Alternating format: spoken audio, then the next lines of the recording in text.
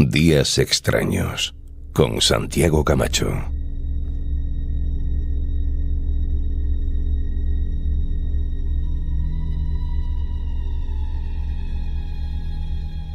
En 1907, Leo Baekeland inventó la baquelita, el primer tipo de plástico conocido, y desde entonces la sociedad se ha vuelto cada vez más dependiente del plástico, para el empaquetado y para multitud de cosas. Si nos fijásemos a nuestro alrededor y detallásemos cada elemento de plástico que tenemos cerca de nosotros, nos sorprenderíamos de su omnipresencia. Lo que pasa es que es algo tan cotidiano, tan habitual, que apenas reparamos en él.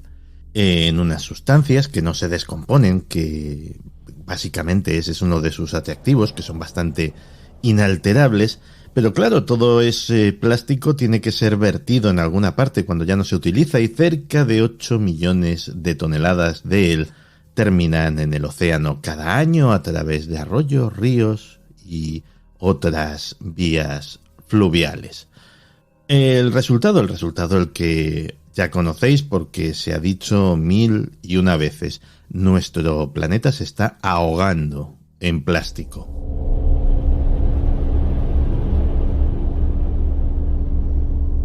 ¿Y qué sucede con todo ese plástico cuando llega al mar, a ese inmenso laboratorio del cual salió ni más ni menos que la vida en este planeta?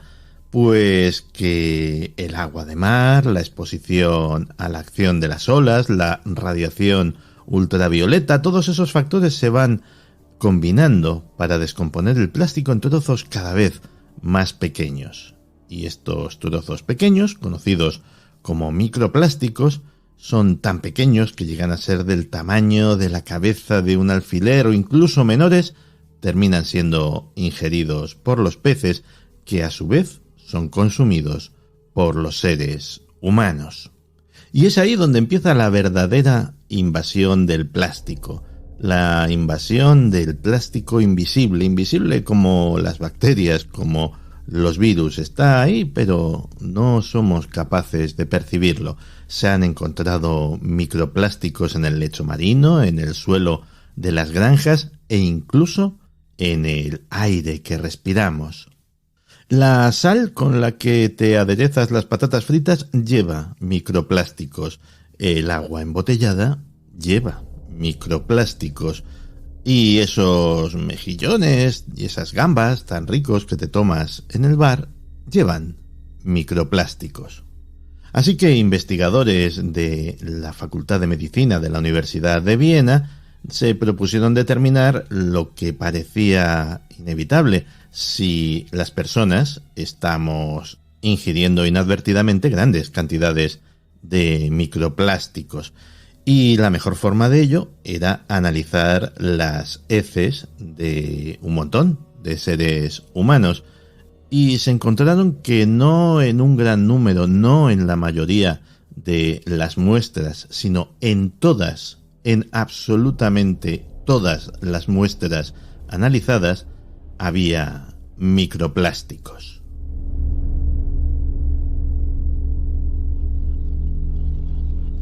La omnipresencia de estos elementos en nuestro ambiente es tal que, de hecho, lo más complicado para realizar este estudio fue tomar las muestras de tal manera que no hubiera posibilidad de que se contaminasen, porque hay hasta microplásticos flotando en el ambiente, como he dicho, en el mismo aire que respiramos, en el mismo polvo de nuestras casas.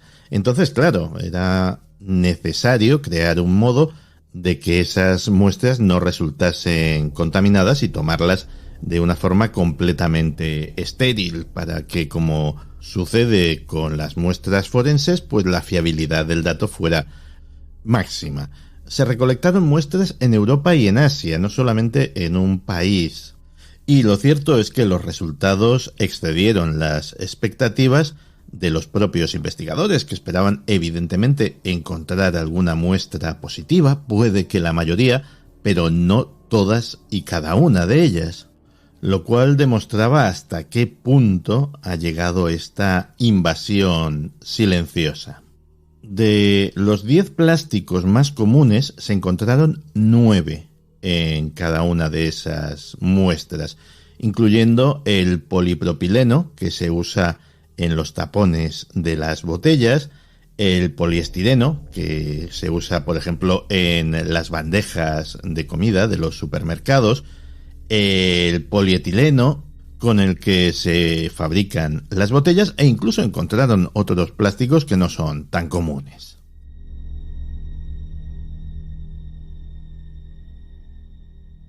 Así que este equipo de investigación cree demostrada la necesidad de realizar nuevas investigaciones porque, por ejemplo, ahora hay que determinar cómo todo ese plástico llega hasta ahí.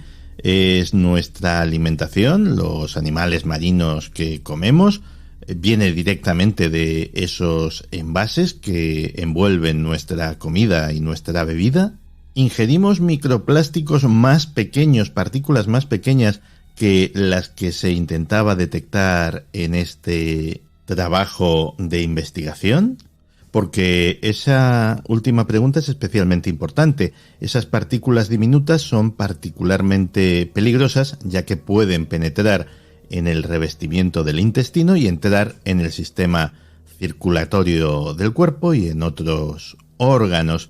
Y entonces habría que también estudiar las consecuencias para nuestra salud.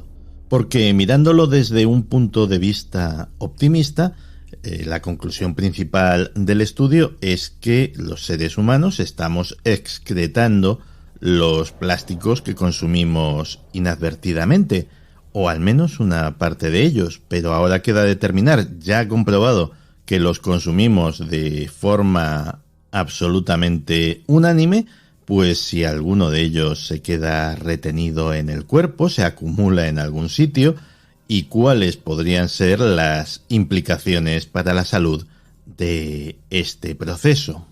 Porque, por ejemplo, si nos fijamos en los seres más expuestos al microplástico en su alimentación, que son los peces, pues resulta que se ha descubierto que esas minúsculas partículas de plástico, de alguna forma, se llegan a instalar en sus cerebros y a modificar su comportamiento.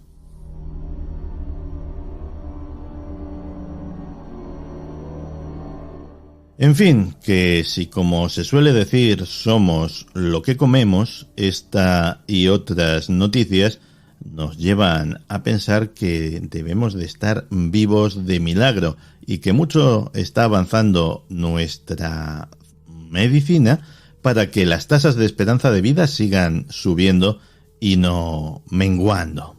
Así que la próxima vez que comas algo que tenga un aspecto artificial y digas aquello de esto parece plástico o esto sabe a plástico, pues a lo mejor resulta que es más cierto de lo que crees.